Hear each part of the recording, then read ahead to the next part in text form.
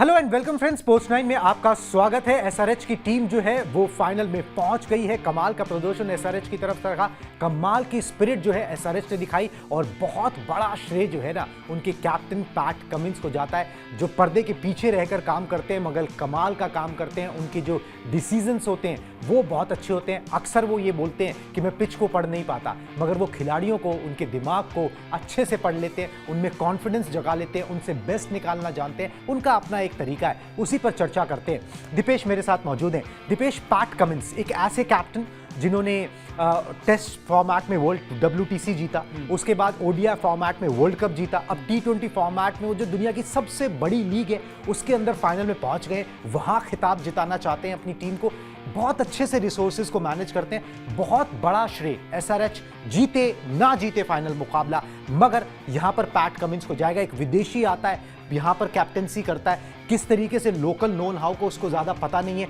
मगर मैनेज कर लेता है। बिल्कुल सर, उनको लेके ना एक लाइन है, he is turning everything in gold. मतलब वही बात है, जिस चीज को वो खिलाड़ी छू रहा है फिलहाल सब कुछ वो सोने में तब्दील हो जा रहा है। और बिल्कुल सही बात आपकी है, टेस्ट फॉर्मेट में उतरते हैं तो WTC के फाइनल तक पहुंच जाते हैं, वो जीत भी जाते हैं इंडिया के अगेंस्ट। वर्ल्ड कप खेलने आते हैं, यहाँ 1.5 लाख लोग बैठे होते हैं एक स्टेडियम में, वहां उन लोगों को चुप कराकर और वर्ल्ड कप जीत ले जाते हैं, वो भी कह कर कि इससे ज्यादा मजा किसी चीज में आता नहीं है। फिर आते हैं IPL खेलने, पहली बार कप्तान बनते हैं इतनी बड़ी लीग के जिसको बहुत बड़े बड़े दिग्गज नहीं जीत पाए, बहुत बड़े बड़े कप्तान नहीं जीत पाए, बहुत बड़े बड़े खिलाड़ी खाली हाथ जिस लीग से लौटते हैं उस लीग को जीत लेता है पैट कमिंस। जीतने के बिल्कुल करीब है पैट कमिंस, सिर्फ एक मैच की देरी है, लेकिन जीतते हैं हारते हैं वो बात की बात है। लेकिन इतनी बड़ी लीग में इतने कंसिस्टेंटली शानदार परफॉर्मेंस देना और फिर उसके बाद अपनी टीम को फाइनल तक लेके जाना कोई छोटी बात कतई नहीं है। और ये बिल्कुल इस बात में कोई दो राय नहीं है कि वो इस जनरेशन के, अगर आप देखेंगे जितने भी कैप्टन हैं उनमें से सबसे सक्सेसफुल और सबसे बेहतरीन कप्तान है और बहुत अंडररेटेड भी है। उनकी कैप्टनसी की उतनी बात होती नहीं है जितना शायद वो डिजर्व करते हैं,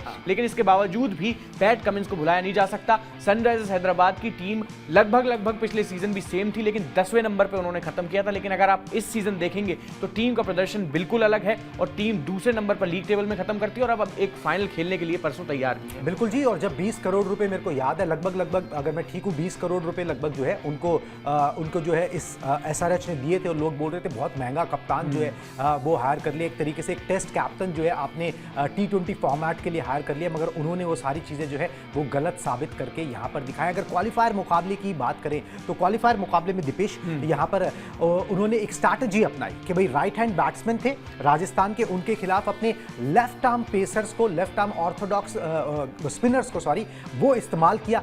अभिषेक शर्मा को 4 ओवर के कोटे करवा दिए, शाहबाज अहमद को उसके लिए तैयार रखा, अपने रिसोर्सेज जो है उन्होंने मैनेज करे और ये एक प्लॉय था, एक छोटा सा मूव था जो बड़े रिटर्न दे गया। आप 14 रन के अंदर वो जो 4 विकेट गिरे वहीं पर मैच जो है वो निकाल लिया इस मूव से पैट कमिंस के एसआरएच ने। बिल्कुल, और ये सही बात है एकदम। पैट कमिंस जैसा खिलाड़ी भाई युगों में बार आते नहीं है, ये बहुत ही सक्सेसफुल कैप्टन है और बड़े साइलेंटली अपना काम करते हैं। मैंने इनको कभी भी ना एक चीज है सर इस कैप्टन को लेके ना, आपने भी इस चीज पे ध्यान दिया हो, बहुत ज्यादा कंडीशंस को, सिचुएशंस को, टीम को, प्लेयर्स को ब्लेम करने का काम वो कभी नहीं करते। आप एक चीज कभी देख लेना, मैंने कभी नहीं सुना कि उनके मुंह से एक चीज निकली है पिच बड़ा खराब था हम इस वजह से हार गए। पिच तो पढ़ नहीं पाते सीरियसली आप संजू सैमसन का भी बयान देखेंगे जब क्वालिफायर हार के, अभी आपने बताया भी था शो में, एक बार प्लीज वो रिपीट कर दीजिए कि उन्होंने जो ओस है, ड्यू है, उसको क्या दोष दिया था। बिल्कुल जी, संजू सैमसन ने सीधा यही बोला कि भाई हम उम्मीद कर रहे थे कि ड्यू जो है ना वो पड़ेगी, इसीलिए हमने टॉस जीतकर पहले गेंदबाजी ले ली, मगर ड्यू पड़ी नहीं। ड्यू नहीं पड़ी तो फिर उससे होता क्या है कि गेंद जो है वो गीली नहीं होती है, वो ग्रिप होती है और उसके बाद वो टर्न भी होती है। अगर ड्यू पड़ जाए, गेंद गीली होने लग जाए तो पड़ के सीधे आती है। मगर क्या आप सिर्फ ओस के भरोसे चल रहे थे? अब ये बात आप पैट कमिंस के मुंह से सुनेंगे नहीं। सबसे पैट कमिंस ऐसे बयानबाजी कभी नहीं करते। बिल्कुल सही, ठीक है, पैट कमिंस कुछ नहीं इस तरीके की बयानबाजी करते, वो अपनी स्ट्रैटेजी पर वर्क करते हैं, अपनी टीम की ताकत, अपने खिलाड़ियों की ताकत को जानते हैं, उनको कॉन्फिडेंस देते हैं। अभिषेक शर्मा को किस तरीके का कॉन्फिडेंस दिया भाई उन्होंने, अभिषेक शर्मा से 4 ओवर कोटे के डलवा लिए और पूरे जो उनको नेट्स में उन्होंने गेंदबाजी करते हुए देखा तो उनको ये अभिषेक शर्मा ने खुद बोला कि भाई उन्होंने मेरे को, पैटी ने मुझे बोला कि भाई जब जरूरत पड़ेगी तुम्हें यूज करेंगे, और यूज किया और नतीजा मिला 2 विकेट अभिषेक शर्मा यहां पर निकाल के ले गए। बहुत बढ़िया प्रदर्शन। एक चीज और है उनके साथ, पैट कमिंस के साथ, कि भाई ये नहीं कि सिर्फ भाई घुमाने वाले कप्तान है, भाई इधर लगा दिया उधर कर दिया, ये हो गया वो हो गया, वो अपने खुद से, जैसे कहते हैं लीडिंग फ्रॉम द फ्रंट। कई मैचेस ऐसे रहे हैं इसके अंदर इस पूरे टूर्नामेंट टूर्नामेंट के अंदर अभी तक, जहां पर जल्दी विकेट गिरे तो पैट कमिंस ने आके वो 30-40 रन बनाए, ठीक है, ताकि एक सम्मानजनक स्कोर तक पहुंचे।